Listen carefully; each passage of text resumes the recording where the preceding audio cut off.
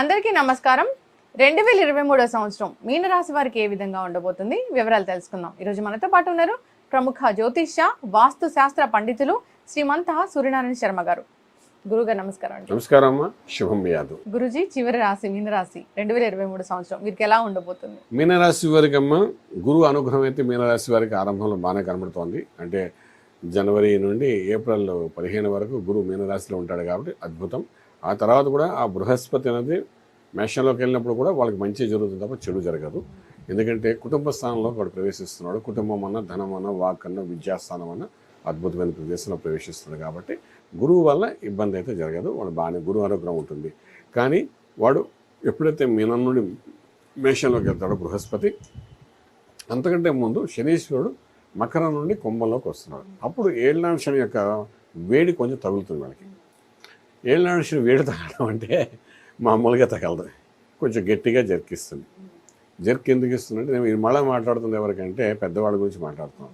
మామూలుగా 1000 రూపాయల ఉద్యోగస్తుడికి, 10,000 ఉద్యోగస్తుడికి, ₹1,00,000 ఉద్యోగస్తుడికి ఈ వేడి సగగా అనిపించకపోవచ్చు. ఏముంది, ఉద్యోగంలో మార్పు రావచ్చు, వాడి ఉద్యోగంలో వాడు పోరా అంటే ఇంకో ఉద్యోగం వెతుకుంటాడు, 4 రోజులు ఖాళీగా ఉంటాడు, తర్వాత ఉద్యోగం వస్తుంది, అది వేరే సంగతి, గురువు అనుగ్రహం ఉంది కాదు. కానీ ఈ స్కామ్స్ చేసే వాళ్ళకి మాత్రం వేడి సగ బాగా తగులుతుంది. కారణం అంటే శని అటాక్ చేసేటప్పుడు చెప్పకుండా అటాక్ చేస్తాడు. ఎలా అటాక్ చేస్తాడంటే ఈ ఎపిసోడ్లో మీకు చెప్తాను. శనీశ్వరుడు గురించి మనం మాట్లాడుతాం కాబట్టి ఇది ఆఖరి ఎపిసోడ్ కాబట్టి కొంచెం శని యొక్క ఎపిసోడ్ గురించి చెప్తాను.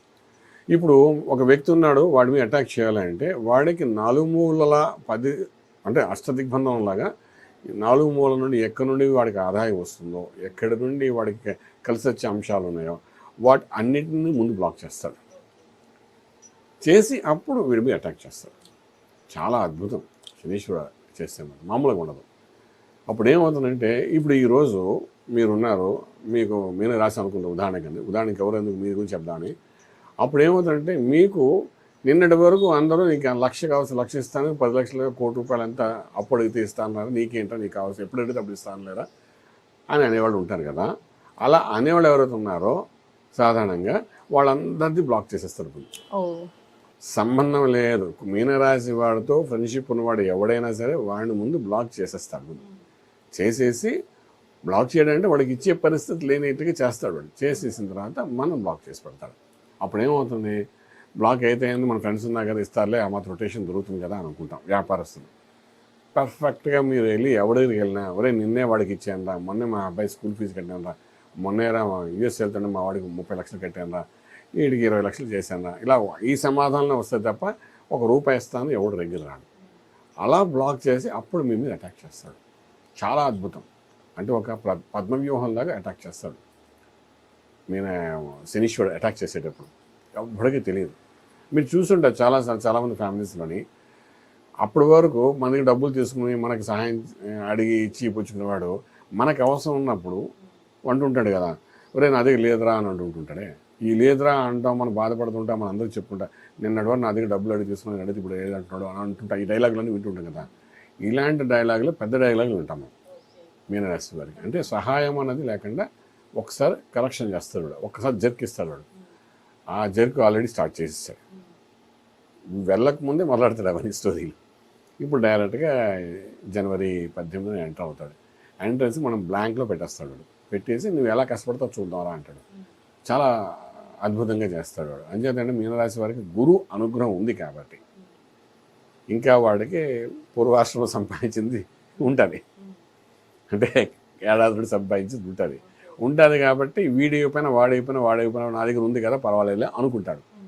కానీ ఆ మీనరాశి వాడికి తెలియని విషయం ఏంటంటే వీళ్ళందరూ ఎప్పుడు నీకు ఇవ్వరు, వీళ్ళెవరు ఎప్పుడు సహాయం చేయరు, నీ నెత్తి మీ శని వచ్చి వెళ్ళేంత వరకు వాళ్ళ సహాయం మీకు రా. అంటే ఆ ఫ్రెండ్స్ పోయినట్టే లెక్క. ఇంకా ఈ ఏళ్ళనాడు శని ముందు ఉన్న ఫ్రెండ్స్ అందరూ పోయినట్టే. ఇంకా వాళ్ళకి నీకు సహాయం చేయరు. నీ దగ్గర గింజలు ఎన్నాళ్ళు ఉంటాయి సంపాదించినప్పుడు? ఉండదు. తర్వాత నీ దగ్గర గింజలు ఇప్పుడు ఏం చేసి వీళ్ళందరికీ అప్పు ఇచ్చావు కదా, అలా అప్పు ఇచ్చావు వాళ్ళు ఇవ్వడం. ఇంకా అప్పుడేమైంది, సంపాదించడం పోయిందంటే కదా. ఈ అప్పులన్నీ కలిపి అదే ₹1,00,000 నువ్వు అనుకుంటాం. కానీ వాడు ఏం చేస్తాడు, ఈ ₹1,00,000 అప్పుడే సహాయం చేయిస్తాడు. నీ దగ్గర ఎంత ఉంది? 0 ఉంది. నువ్వు బ్యాంకులో సంపాదించి దాచిపెట్టుకున్న 10,000 20,000 తప్ప ఇంకేం ఉండకని చేసేస్తాడు. సో అంత అల్లరిగా ఏడిపిస్తాడు. కాబట్టి మీనరాశి వారికి ఇక్కడ శనికి చేయాలి, బృహస్పతికి చేసుకోవాలి. ఒక డైనమాలో ఉన్నారు కాబట్టి దక్షిణామూర్తి, మేధా దక్షిణామూర్తి అంటాం కదా, అలాగా ఒక అద్భుతమైన శక్తిని మాత్రం పూజ చేయాల్సి వస్తుంది మేము.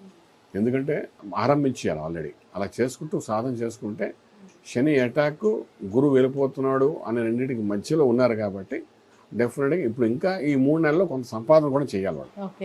చేసుకోగలిగితే సేఫ్ జోన్లో ఉండగలిగితే చెప్పగలుగుతాం. స్త్రీలకు ప్రత్యేకంగా ఏం చెప్తారు గురుజీ? స్త్రీలకి కొంత అనారోగ్య వ్యవస్థ కనబడుతుందండి. శని ఎంటర్ అవ్వగానే కొన్ని కొత్త రోగాలని బయటపడుతుంటాయి. ఆపరేషన్ లెవెల్ వరకు వెళ్ళే అవకాశం ఉంటుంది. ఎందుకంటే రాహు కూడా ఎంటర్ అవుతాడు ఈ నవంబర్లో. ఎంటర్ అయ్యి కేతు 7వ ఇంట్లో కూడా వస్తాడు.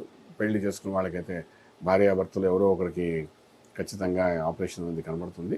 సో స్త్రీలకి హెల్త్ ఇష్యూస్ మళ్ళా కామన్గా వెళ్తుంది కాబట్టి మనం అది అవాయిడ్ చేయడం కష్టం ఉంటుంది. సో గురుజీ బాగుండాలి, సో కొంచెం కష్టాలు ఉన్నాయి కాబట్టి సంవత్సరం ఈ బాధల నుంచి కష్టాల నుంచి గట్టెక్కాలి, ఈ గండాల నుంచి చిక్కుల నుంచి అన్నప్పుడు ఏ రత్నాన్ని ధరిస్తే కనకపుష్య రాగం అన్నది ఎప్పుడు చేతికి ఉండాలన్న వీళ్ళకి.